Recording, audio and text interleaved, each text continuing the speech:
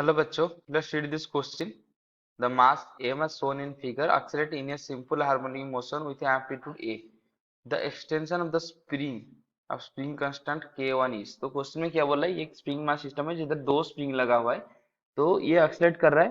तो ये पूछा है कि जब इसका amplitude harmonic motion with amplitude A से ही एक्सेलरेट कर रहा है, तो extension the spring with spring constant K. तो स्प्रिंग कांस्टेंट के जो है उसका एक्सटेंशन कितना होगा जब इसका एम्पलीट्यूड ए में होगा, मतलब वो तो वेरी करते रहेगा। जब ये एम्पलीट्यूड में होगा तो एक्सटेंशन उसका कितना होगा ये पूछा है।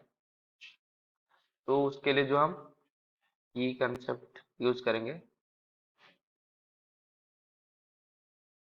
तो की कंसेप्ट क्या है कि जो फोर्स होता है स्प्रिंग फोर्स, तो spring force equal to minus K X.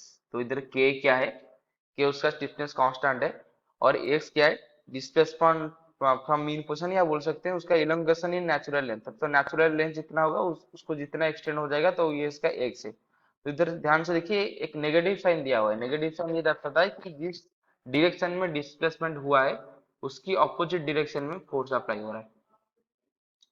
तो अगर हम इसको इधर कंसीडर करेंगे, तो टोटल डिस्प्लेसमेंट जो हुआ है ये ए है, एम्पलीट्यूड है, मतलब क्या दोनों। मान लीजिए इधर एक्सटेंशन हुआ है x1, k2 में एक्सटेंशन हुआ है x2।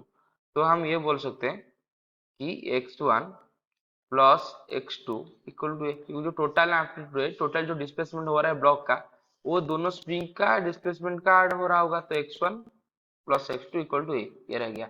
दूसरी, मान लीजिए इधर एक पॉइंट कंसीडर कीजिए, ये पॉइंट को मान लीजिए ओ है। तो ये पॉइंट, ये मिडिल वाला पॉइंट इक्विलिब्रियम पे रहना चाहिए, दोनों साइड में फोर्स बराबर होना चाहिए, नहीं तो ये बीच में तो ऑक्सीलेट करते रहेगा। तो इसका फोर्स बराबर होना चाहिए। तो इसका फोर्स का क्या आएगा, तो एक ये जो स्प्रिंग है वो डिस्प्लेसमेंट हुआ है, तो उसकी वजह से एक फोर्स इस तरफ आएगा, और ये जो स्प्रिंग है उसकी वजह से एक फोर्स इस तरफ आएगा। तो डायरेक्शन तो हमको पता चल गया, तो मैग्नीट्यूड पर डायरेक्ट डालेंगे तो ये कितना आएगा, that implies k1 x1 equal to k2 x2। ये आ गया। That implies k1 x1 equal to k2 x2 में डाल देंगे क्या, x1 plus x2 equal to a। That implies हम ये कर देंगे, जो x2 है इसको हम डाल देंगे a माइनस x1, इसको से डाल देंगे। तो इसको हम लिख देंगे a माइनस x1। तो अगर k2 को इस साइड लाएंगे तो ये आ जाएगा k1 divided by k2 into x1 equal to a minus x1। That implies k1 by k2 x1 plus x1 equal to कितना है a। तो अगर x1 कॉमन ले आएंगे तो ये आ जाएगा कितना, k1 by k2 plus 1 equal to a। That implies x1 into ये हो जाएगा k1 plus k2 divided by k2 equal to a।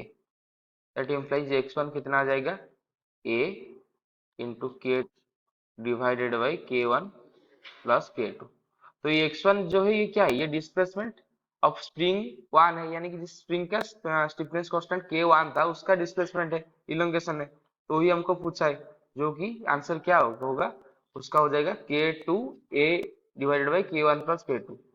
तो अगर ऑप्शन चेक करेंगे तो option D, option D is the right answer. I hope you have understood this question. Best of luck.